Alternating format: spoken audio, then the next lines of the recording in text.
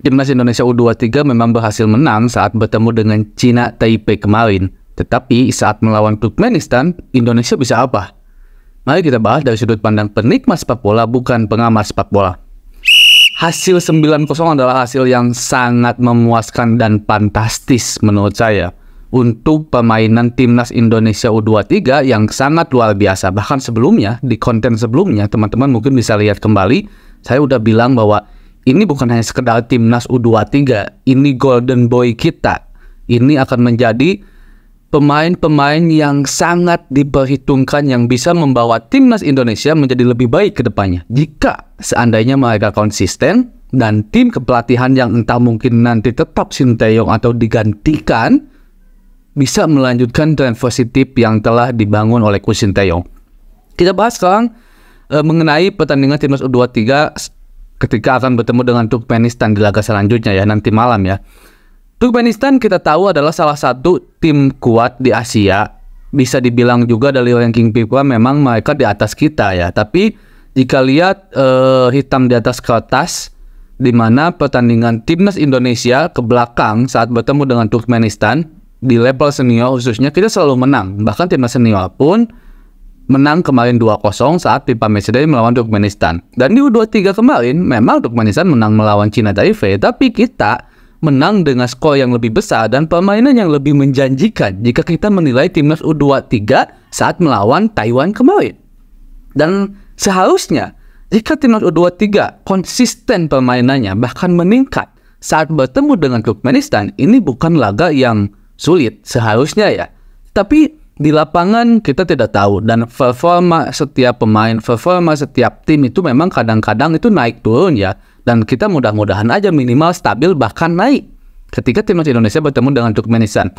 Timnas Indonesia U23 yang sekarang memang Timnas Indonesia yang mempunyai skuad kedalaman yang sangat luar biasa.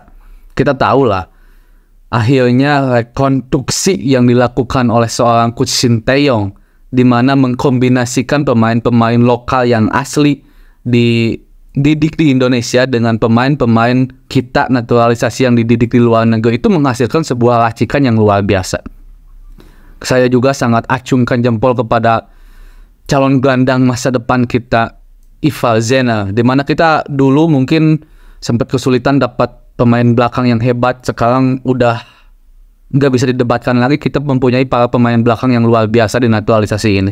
Di pemain gelandang juga munculnya seorang Marcelino, Ferdinand, bahkan Beckham Putra juga yang akhirnya dicoret karena cedera ya. Beliau dicoret itu karena cedera, menjadi angin segar untuk timnas senior. Tapi kadang-kadang kan pemain lokal kita itu susah untuk konsisten. Itu biasanya jadi kendalanya itu. Dan datangnya seorang Ivar Zena ini menjadi skuad kedalaman yang kita juga akhirnya tidak terlalu bingung atau tidak terlalu takut dengan masa depan atau regenerasi di timnas senior nanti dengan adanya Ivar Zena di lini tengah. Lini belakang sudah punya, lini tengah juga sudah punya yang saya yakin akan ditambah juga, dan kemungkinan tinggal lini depan. Lini depan yang memang kalau di timnas senior khususnya nantinya kita belum mempunyai pemain yang bisa dibilang hebat di atas rata-rata mungkin ya.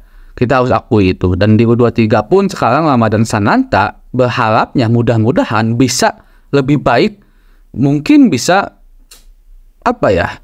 meneruskan pendahulu-pendahulunya seperti sang mutiara hitam dari timur, Buah Salosa mungkin misalkan. Ini adalah pemain-pemain yang saya sangat yakin dan mudah-mudahan keyakinan saya ini dikabulkan oleh Allah Subhanahu wa taala.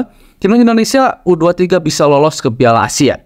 Karena dilihat dari pemain yang sekarang dan skuad kedalamannya sekarang, lagi-lagi kita mempunyai timnas yang begitu kuat. Levelnya udah memang kelas Asia lah kita. Udah nggak bisa ngomongin lagi tentang kelas Asia Tenggara. Walaupun kemarin mungkin U23 gagal mendapatkan gelar juara setelah akhirnya dikalahkan adu penalti bersama Vietnam, dan itu pun bukan skuad terbaik timnas U23 karena memang timnas U23 yang asli yang sekarang diproyeksikan untuk fokus kepada Piala Asia. Begitupun dengan Asian Games nanti yang walaupun banyak pemain-pemain yang dipanggil oleh Coach Indra Safri, tapi saya yakin akan ada beberapa kendala ya, karena Asian Games nggak masuk kalender FIFA juga. saya nggak yakin juga para pemain termasuk pemain seniornya itu bisa bergabung dengan sempurna lah gitu pemanggilannya, karena tadi kendala dari bahwa Asian Games bukanlah proyeksi atau masuk kalender FIFA. Tapi saya berharap di Asian Games siapapun pemainnya nanti, entah itu pemain yang mayoritas atau bahkan mungkin semua yang digunakan yang ada di Piala Asia sekarang, di Timnas Indonesia U23 yang diproyeksikan untuk Piala Asia sekarang, ataupun bukan, saya berharap juga di Asian Games nanti bisa memberikan yang terbaik. Nah, khusus melawan Turkmenistan, seharusnya kita bisa mudah lah, bisa menang lebih mudah ya untuk melawan Turkmenistan ini, karena jika dilihat dari permainan kemarin dan saya juga melihat permainan Turkmenistan saat melawan China Taipei, kita masih lebih unggul dibandingkan mereka. Ditambah juga kita bermain di depan pendukung kita sendiri, yang dimana jika timnas Indonesia bermain di kandang sendiri itu luar biasa. Tekanan supporter kita, pendukung kita itu kepada timnas lawan itu akan menimbulkan suatu shock terapi yang lumayan gitu. Makanya saya berharap mudah-mudahan Indonesia bisa menang melawan Turkmenistan. Mudah-mudahan juga timnas Indonesia bisa konsisten bermainnya seperti melawan China Taipei kemarin, bahkan lebih baik.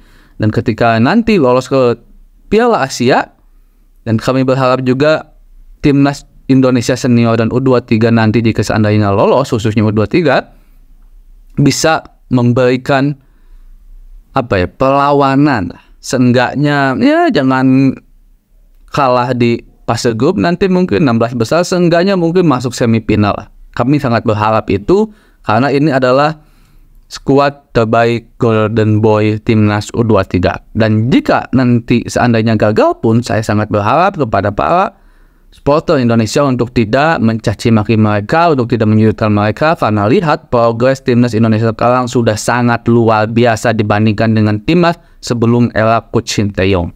Mungkin itu sementara ini pembahasan tentang melawan Turkmenistan. Kita akan bahas lagi Timnas U23 saat melawan Turkmenistan setelah melawan Turkmenistan nanti. Assalamualaikum.